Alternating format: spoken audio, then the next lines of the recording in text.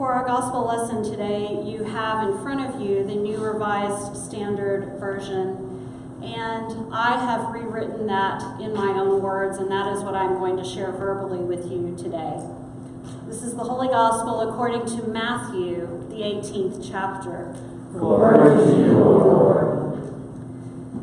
Jesus said to those who were following him, "If someone in your community sins against you, don't blab about it to everyone around you. Go and talk with that person directly.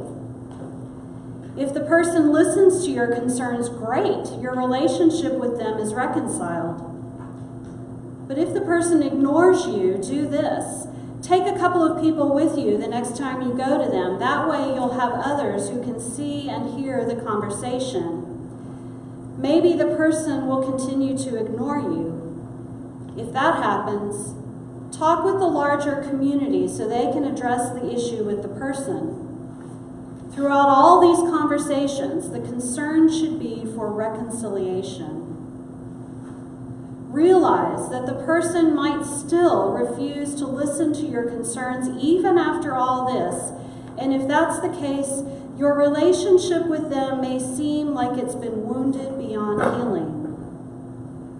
But look, reconciliation matters in heaven as on earth, and there is tremendous power in forgiveness between people. And when you're face to face with someone with whom you've had a disagreement, even when you're in the thick of trying to work that out, I am there with you. This is the gospel of our Lord. Praise to you, O Christ. Please be seated.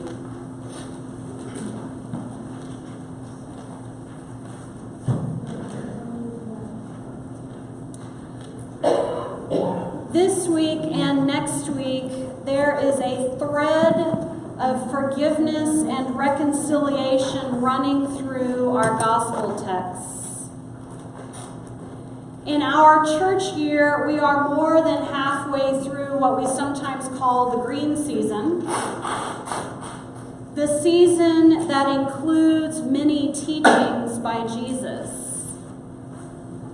These teachings have been put together in this season, this green season, so that we can learn from Jesus and hopefully grow in our calling to live as his disciples. Today's teaching from Matthew chapter 18 could just as well be called Conflict Management 101. And it goes against what feels most comfortable for us. After all, when someone has hurt us in some way, the easiest thing in the world is not to go and talk with that person about how much we're hurting. The easiest thing in the world is to go and talk to somebody else about how much we're hurting. And avoid the topic altogether with the person who has hurt us. Of course, when we do this, when we avoid the topic with the person that's hurt us, it brings no reconciliation with the person who's caused offense. Often, it has the side effect of entangling someone else into what began as a very simple conflict between two people. How many times have you seen this happen? Whether in a church or another organization, or in your own family, or between friends. What starts out as an issue between two people can turn into a tangled mess of conflicted relationships. Jesus' teaching here is also countercultural. Our culture encourages indirect communication in our personal conflicts. Sort of like when we fill out an anonymous comment card with nothing but complaints.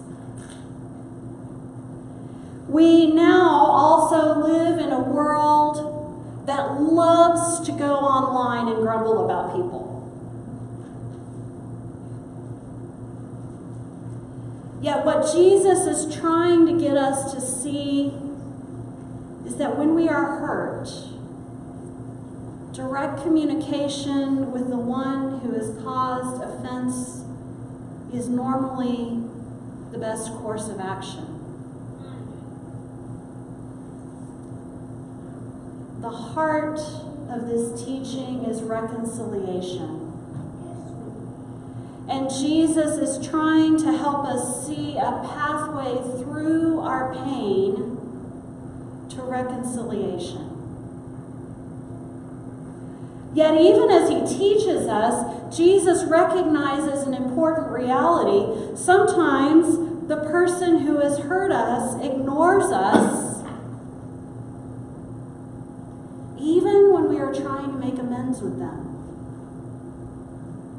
Sometimes we are not listened to, and this makes the pain of the broken relationship last even longer, because being ignored doesn't feel good at all. When I was a little kid, maybe 6 years old, my mom and I were staying with my grandparents in their RV. I was apparently going through a phase where I would ignore my mother and the other adults in my life. So there we were, the four of us in this really small space, and that was the time and place that I chose to ignore my mother. So, Mom cooked up a little plan. She asked my grandparents to join her in an evening of ignoring me.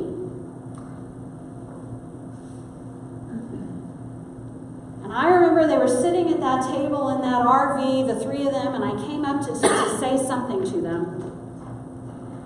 And they ignored me just like I wasn't even there.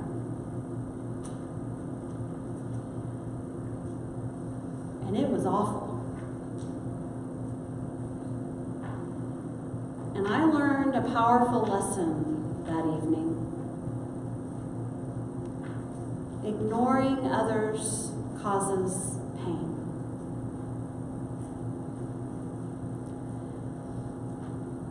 As I said, Jesus acknowledges that sometimes in our attempts to be reconciled with someone, they are going to ignore us. But, he says, keep trying. Grab some trusted friends or others in the community, people that you know are trustworthy, and see if they can help you communicate with this person.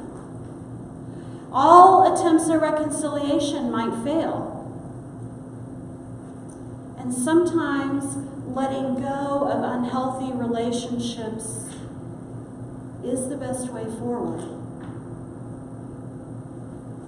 But Jesus here is underscoring the importance of the work that we put into our relationships with other people.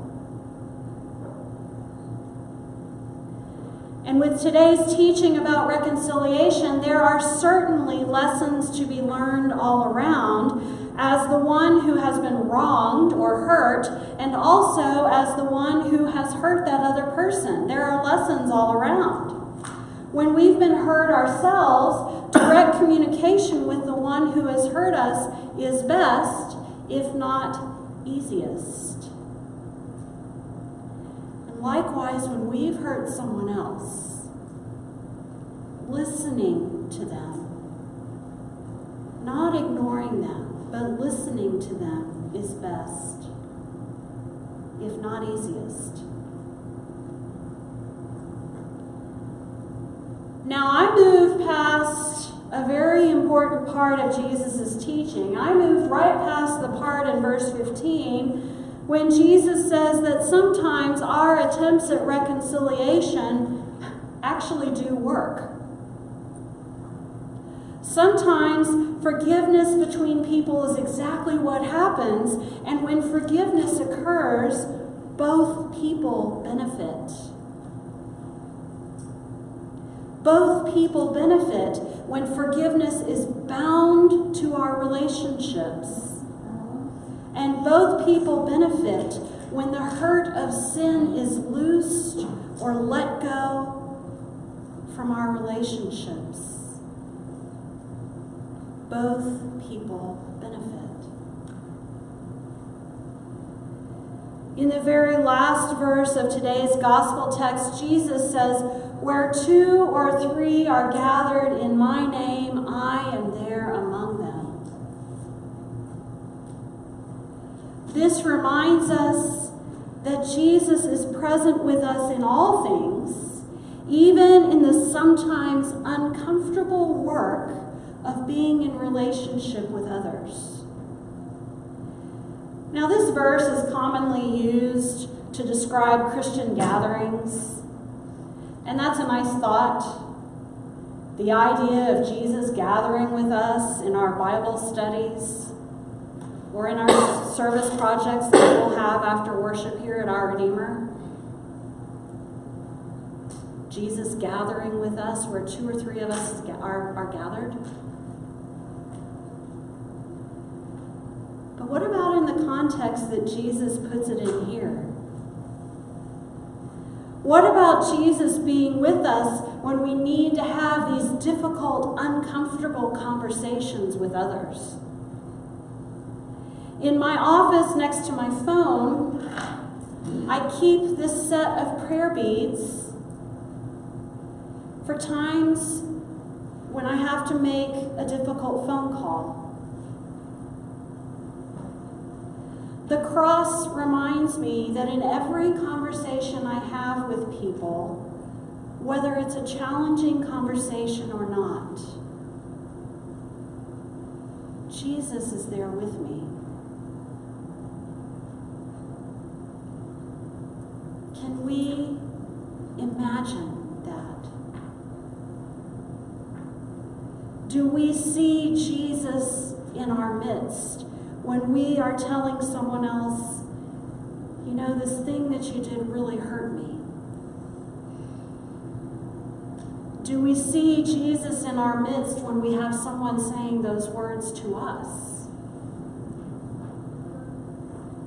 And even when we are hurt, can we imagine Jesus giving us the heart and the will to be reconciled with someone else?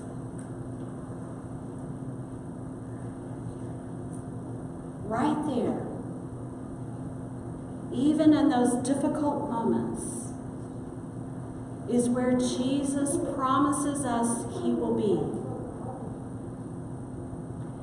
Find comfort in his presence with you. Find strength if that's what you need.